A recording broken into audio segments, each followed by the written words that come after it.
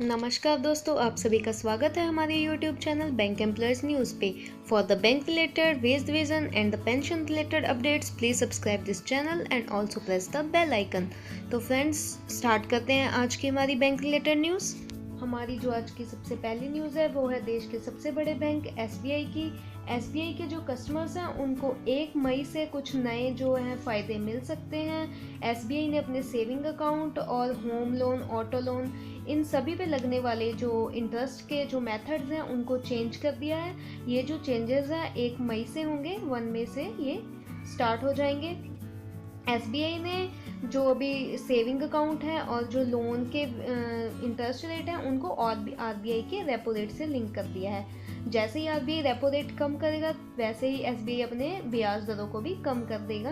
और सेविंग पे भी ऐसे ही, जैसे ही कोई ब्याज दरें बढ़ेंगी तो उनका भी इफेक्ट पड़ेगा। तो लेकिन ये सेविंग पे ब्याज दरों का फ़ायदा सिर्फ उन्हीं को मिलेगा जिनका बैलेंस 1 लाख रुपए से ज़्यादा है। ऐसा एसबीआई ने इसलिए किया है क्योंकि आरबीआई का कहना था कि जब रेपो रेट में कोई चेंजेस होते हैं तो उनकी जो फ़ायदा होता है, उनका जो रेपो रेट चेंजेस होने का, उनका फ़ायदा कस्टमर्स तक नहीं पहुंच पाता, क्योंकि जो बैंक्स हैं वो अपनी जो इंटरेस्ट रेट्स हैं उनमें कट नहीं करते हैं, कटौती नहीं करते हैं। तो इसी बात को ध्यान में रखते हुए एसबीआई ने अपनी ये नई पॉलिसी लाई है जो कि 1 मई से स्टार्ट हो जाएगी।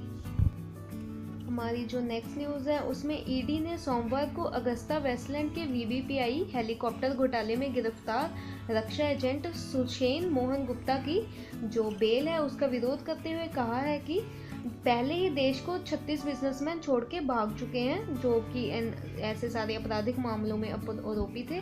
तो उन्होंने कहा है कि जो सुशेन मोहन गुप्ता है वो भी भाग सकते हैं देश को छोड़ के, इसलिए उनको जो बेल है ना दी जाए।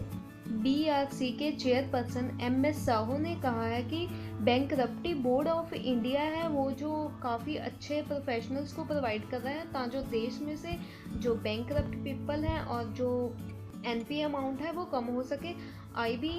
उनका कहना है कि आईबीसी ने ऑलमोस्ट 68,000 करोड़ रुपए के जो केसेस हैं क्रेडिटर के से रिकवर किए हैं और उन्होंने ऑलमोस्ट 88 केसेस का रेजोल्यूशन किया है।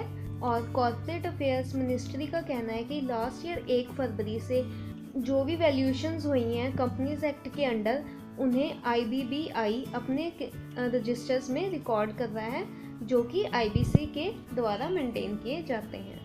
हमारी नेक्स्ट न्यूज़ है जो इंडिया के एक्सपोर्ट्स हैं वो 11% से ग्रो कर रहे हैं, मतलब कि इंडिया के एक्सपोर्ट्स में 11% बढ़ोतरी हुई है और ये $32.55 बिलियन तक पहुंच गया है मार्च में। ये जो ग्रोथ है ये मेनली फार्मा सेक्टर, केमिकल और इंजीनियर के सेक्टर्स में हुई है। गवर्नमेंट के डाटा के अकॉर्डिंग ये जो ग्रोथ है ये अगले मंथ्स तक और भी बढ़ जाएगी। Thank you friends for watching this video. Please like, share and subscribe.